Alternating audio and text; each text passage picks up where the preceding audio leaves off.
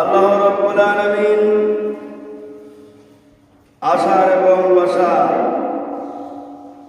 তাওফীক এনায়েত করেছেন। সেজন্য সেই আল্লাহর দরবারে শুকরিয়া জ্ঞাপন করি। সকলে বলি আলহামদুলিল্লাহ।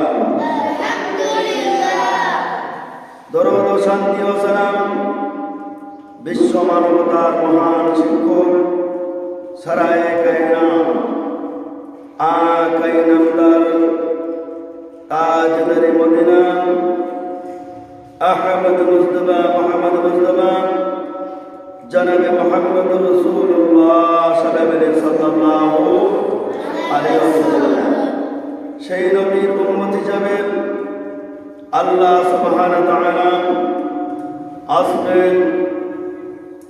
এই জান্নাতি বাগানে আল্লাহ রাব্বুল আলামিন আশার এবং বাসার তাওফীক এনায়েত করেছেন। সেজন্য সেই আল্লাহর দরবারে শুকরিয়া জ্ঞাপন করি। সকলে বলে আলহামদুলিল্লাহ।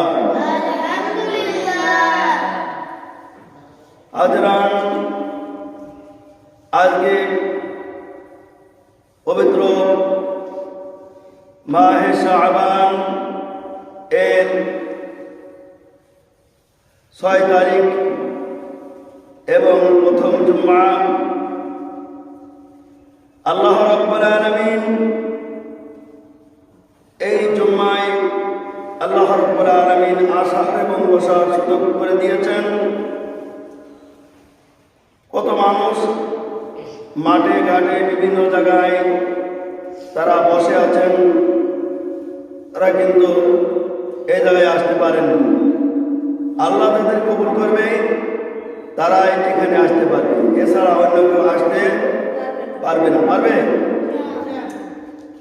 আল্লাহ সুবহানাহু ওয়া তাআলা যাদেরকে আসার সুযোগ করে দিয়েছেন, যাদের প্রতি আল্লাহর ভয় আছে, যারা আল্লাহর প্রতি ভয় আছে, তারাই হলো মসজিদ মুখী হবে, মসজিদে আসবে।